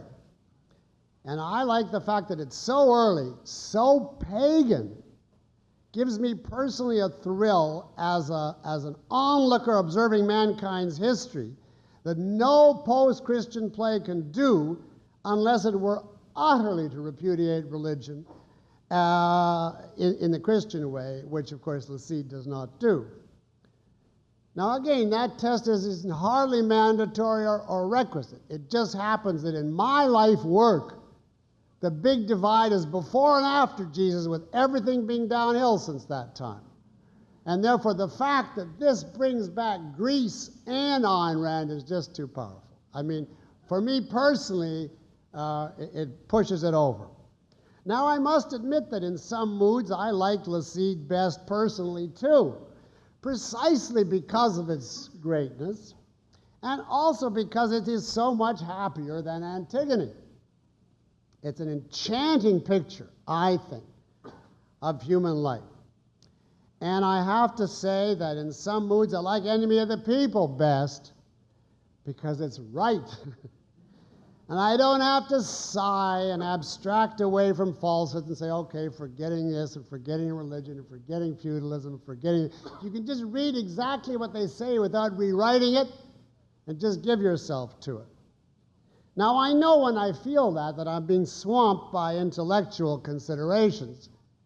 But as long as I know it, that's okay. Now, many of you undoubtedly like Mona Vanna the best personally. Am I right? Let me see by a show of hands. That's what I thought. I don't, because it's not philosophically enough for what I personally want in a play. But if you do it, I understand that perfectly and approve. And Mona Vanna is by far the most benevolent, the most romantic sense of life, and therefore the most sheer pleasure to experience. If you are starved for exactly that experience, who can fault you for responding to it? I certainly can't and don't.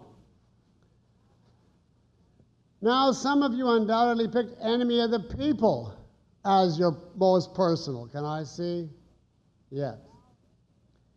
Now, this is the only one of our 7 plays that's a modern play set in the modern era. So there's no question this is the easiest play to follow.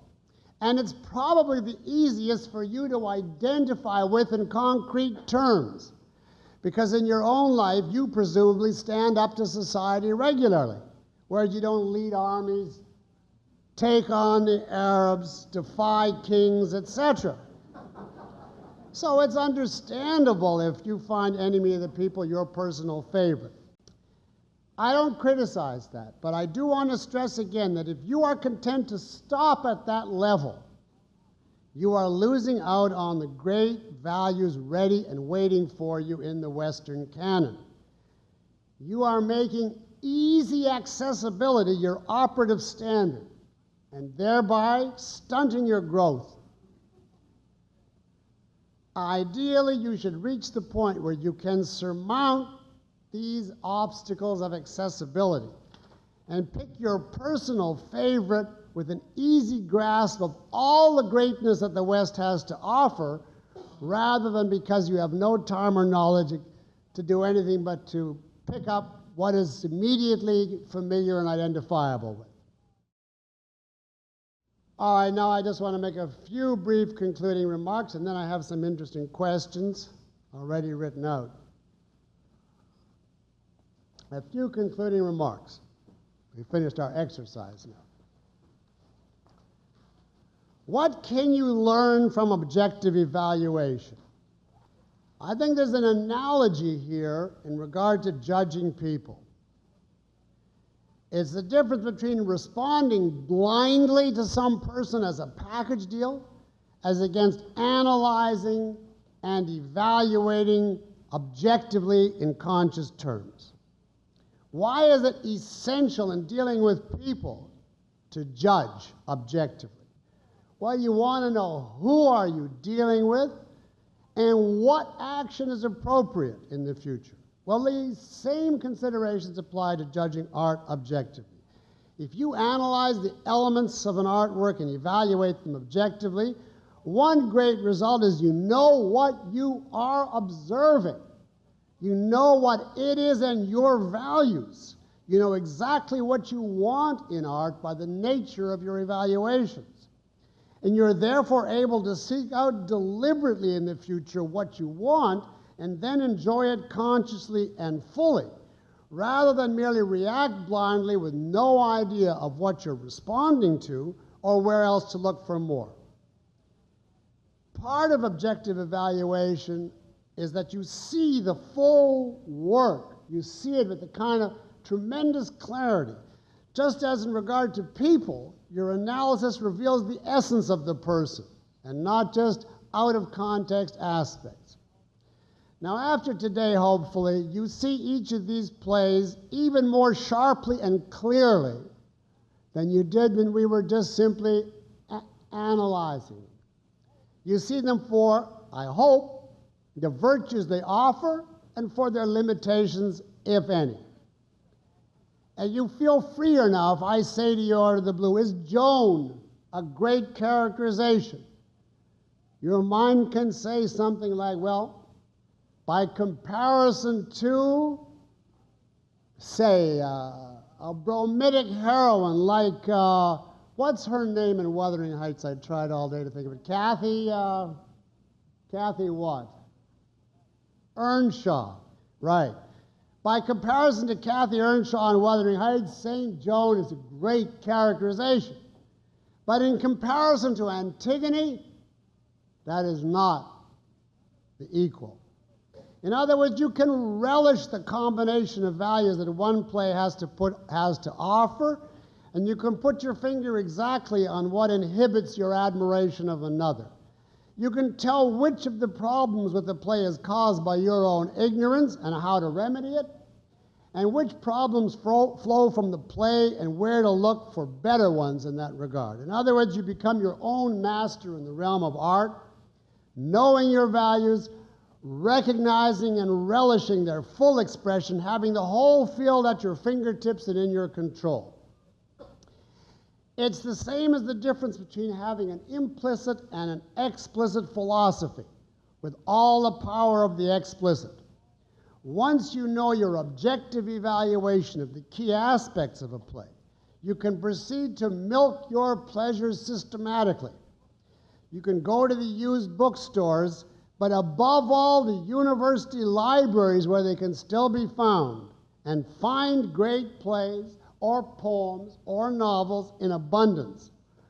And please, I hope I've made clear, the authors do not have to be objectivist or modern in order to offer you the greatest values possible.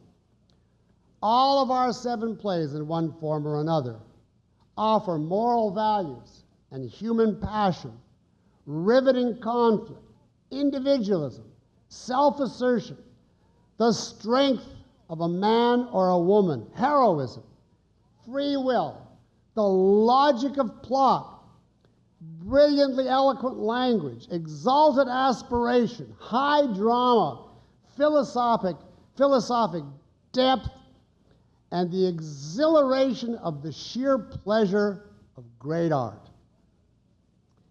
I hope I've been able to communicate these values and, above all, their abundant availability to you. I hope that if and when you run out of satisfying art that is easy to get at, you have an idea now of where to look for buried treasure. Paraphrasing John Galt, it is real, it is possible, it's yours, if only you dig it up. I want to say that I've enjoyed this course. I love this subject matter. I've enjoyed this course more than anything I've given so far. It's just pure pleasure to me. And I want to thank you all very much for having the interest to come such long distances and attend these lectures, and for being such a responsive audience. Thank you very much.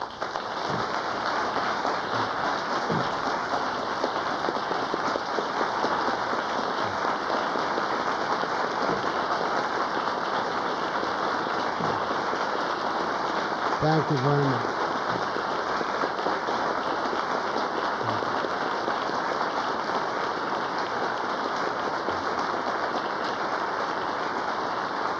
Thank you very much.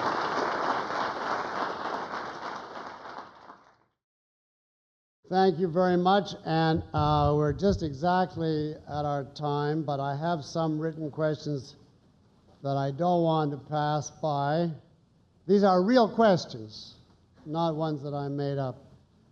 But they're all worth commenting on, so we can go for it. George, can we go for another 15 minutes? Okay. This question came in a while ago, and I saved it for now. Not that I have an answer, but several times during the lectures, you have pointed out the beauty and majesty of the language, such as the line from Laside, "Half my life has put the other half in the grave."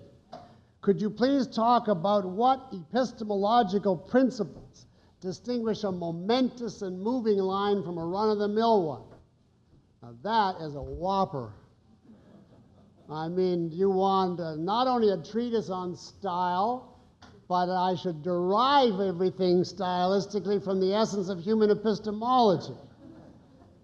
And if I could do that, I would be writing the book. I'll just tell you some considerations that make a great line to me. That's the most I can answer. Originality of the thought.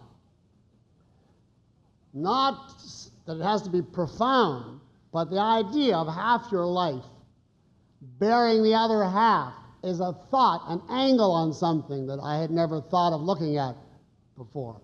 So it's an original thought. The line has to be content and form. That combination is what has to get you. The brevity, the condensation is crucial to the Crow epistemology.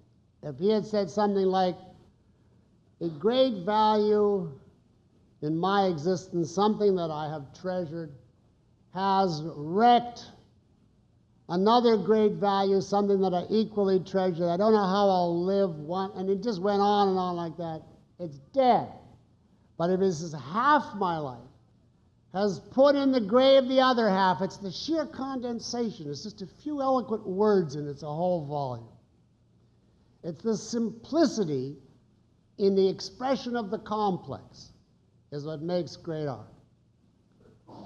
Then the use of metaphor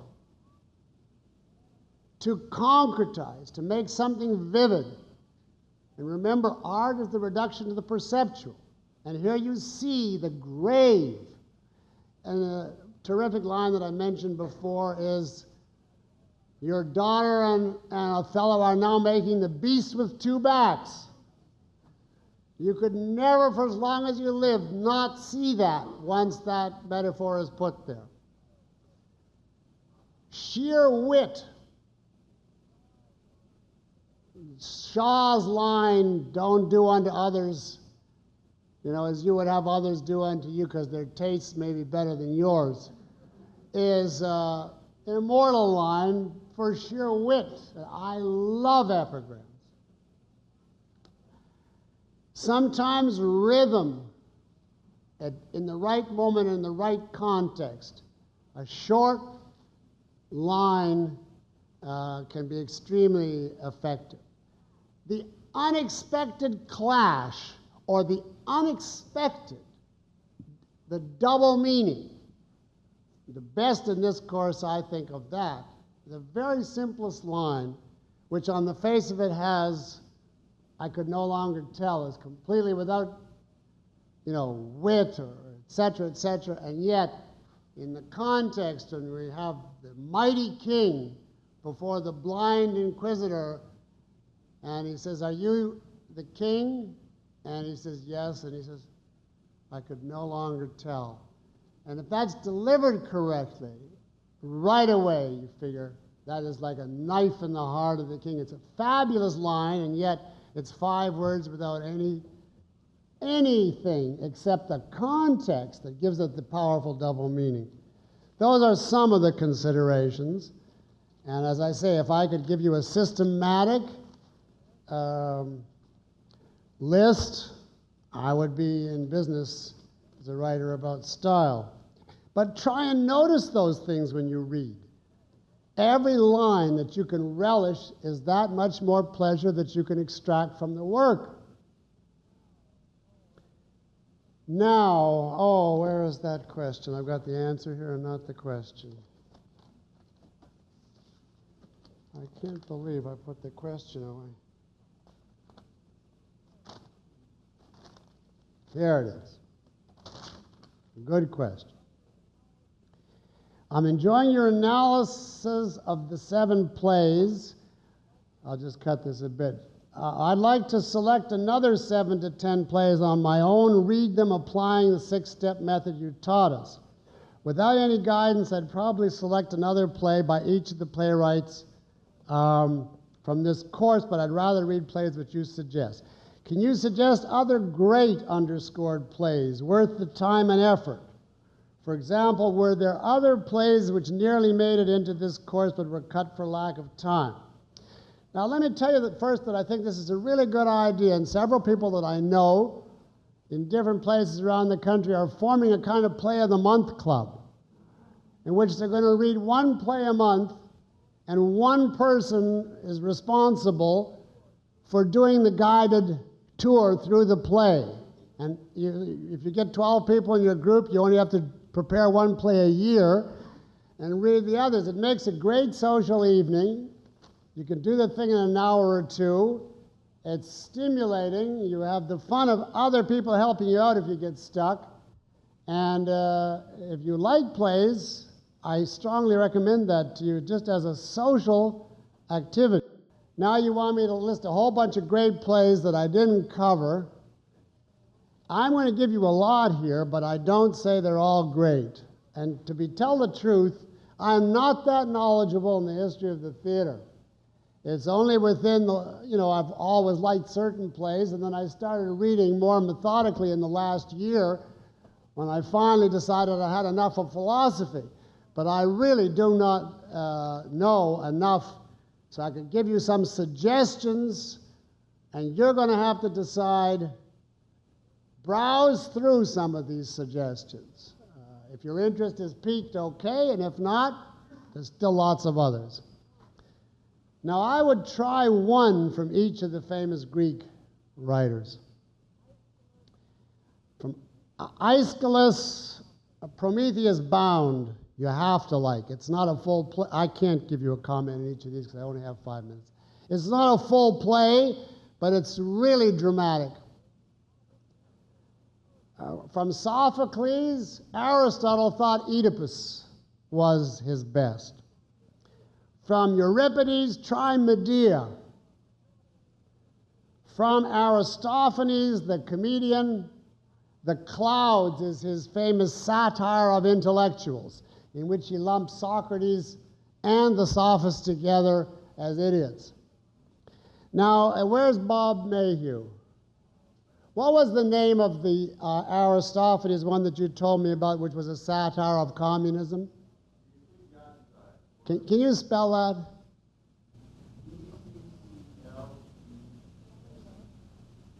E-Z-C-L-E-S.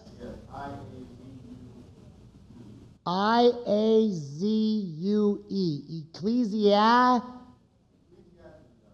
Well, whatever. All right. I don't know it at all, but he says it's an interesting satire of communism. Now, unfortunately, I just don't know Roman drama well enough, so I can't make suggestions there.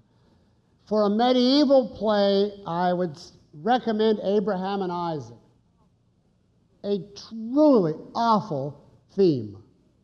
But if you want to know what it is to live as a medieval, this is the story of what Abraham goes through when he decides to kill his son for God. Now, jumping to the Elizabethan, it's anonymous. You'll get it in any collection of medieval plays. The other famous one is Everyman, but that's not so interesting. Now, for Elizabethan plays, anything of Shakespeare, if you can take it. The one that I don't know, and I'm very well, but I have advanced reason to believe is probably one of his best, is King Lear. So I would plunge. I hate Hamlet. I can't stand Macbeth. But King Lear, the theme is something I can more closely identify with, which is rage out of control. So maybe that would be. Maybe you would enjoy that. Also, don't overlook Christopher Marlowe, a contemporary of Shakespeare, I had a lot of fun reading Dr. Faustus, a badly flawed play, but a real window onto the aspirations of the Renaissance man and the Christian guilt that he still felt for aspiring. Now I got to jump to Corneille. Read a lot of him because it's really good, particularly, don't ask me for the pronunciation, but the two that I was torn about including are Polyeucte. I think that's how you spell it. Polyeucte. That's about an atheist. And I was really torn as to whether, who is a Cornelian hero. And the other is Cinna, C-I-N-N-A, a fascinating play set in ancient Rome, which raises moral issues. I was just set to pick Cinna, and then I thought, no, they've got to have a happy ending or they're going to be a mass rebellion. So I switched to Le Cid, and I'm glad I did, but you shouldn't miss Cinna. Now, Racine and Molière, the other two French, I don't like at all. So read them at your own peril. Now, switching to Germany, Goethe's Faust. Of course, you already know the story, but Goethe is not to be sneezed at. Schiller actually has written better plays, although, because this was a youthful one of his, but nothing like the end of Don Carlos. But you might find it very interesting to read The Maid of Orleans, which is Schiller's version of St. Joan, because you could compare the same story in Shaw and Schiller. Also, Wallenstein by Schiller is an excellent play. A lot of his plays are excellent. Now, Ibsen, just about everything in his final cycle is fascinating. I recommend particularly Master Builder and Hedda Gabler. I can't take The Doll's House simply because, you know, I always think of Gloria Steinem when I read it. Now, just by the way, here's a play I never heard of, but someone in the class said I would like it. It's by Machiavelli, in Italian but translated. Mandragola, M-A-N-D-R-O-G-O-L-A. So if you want the recommendation of a completely unknown to me play. Now, getting back to more modern times, I'm very strong on Oscar Wilde as an excellent playwright. I once had the honor of writing a piece of fiction, which I showed Miss Rand. She thought it was very flawed, but she said to me, she said, "You are the Oscar Wilde of objectivism." And I've read everything of his. Of serious work, Salome. To give you an example of relishing language, the language itself is like an orgiastic experience. It's so exquisite. And in terms of plot stories, I wouldn't know where to pick. Ideal Husband is wonderful. A Woman of No Importance is wonderful. Now, as far as his famous comedy is The Importance of Being Earnest, I can't say I ever went for that. But on the other hand, I have to say I do not know an objectivist that doesn't like it. So maybe it's just a personal aberration. Now, don't ignore either Terence Rattigan, who I think just recently died, or he might still be, is he still alive? Is he still alive, Gloria? Anyway, he wrote some really excellent plays, but they're one-note plays. He's not a philosophic writer, but he wrote at least two wonderful plays, both of which have been made into utterly superlative movies. One is The Winslow Boy, and the other is the Browning version. Two 5-star movies, if you can get a hold of them. You just can't beat that as a movie experience. Also, don't forget Noel Coward. Now, he writes on a more popular and comedic level, but his plays are always enjoyable, witty. Private Lives is a charming drawing room comedy. Now, don't forget Shaw, some of his other plays. And besides the one we read, I seriously debated Pygmalion, The Devil's Disciple, of which an excellent movie has been made, and the one that I was on the verge of choosing was Man and Superman. But I didn't because it's even longer than the Schiller play. But it has an interlude in it called Don Juan in Hell, where Don Juan and the devil have like a 50 to 75 page debate, which is really fascinating and brilliant. I just didn't have the strength to try to cram that in, but at your leisure, that makes a terrific play to read. Rostand, a wonderful playwright. Cyrano de Bergerac, one of the top plays of all time ever. I think it's my personal top favorite play I've ever written. I only left it out of this course because everybody knows it. But Rostand wrote a lot of others, including Chanticleer.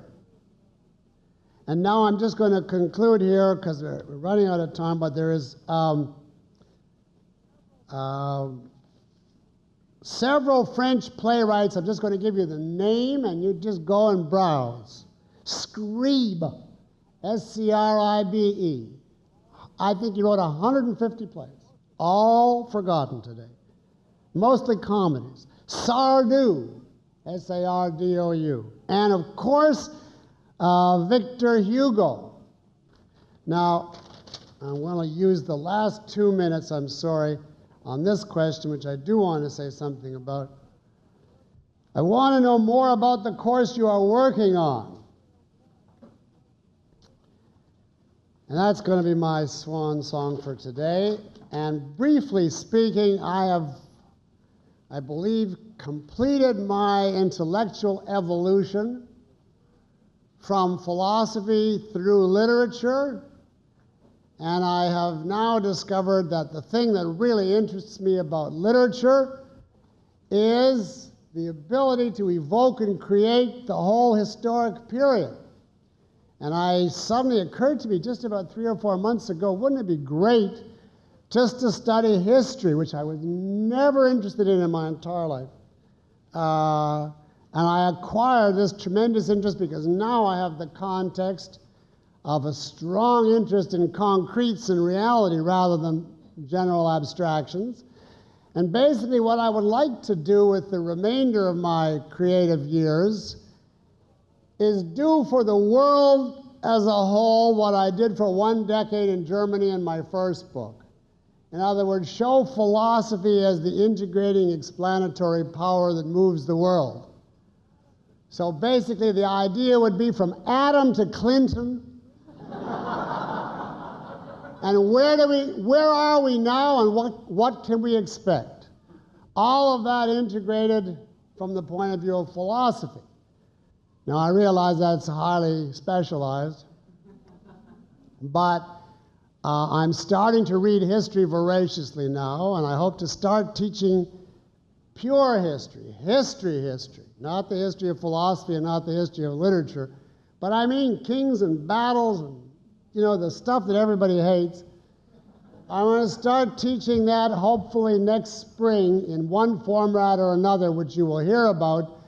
And if all goes as planned, I will be on that subject for years to come, and that will be the subject of my next book. So you know as much basically about my thinking now as I do, and I'm sorry again for keeping you so late. Thank you very much.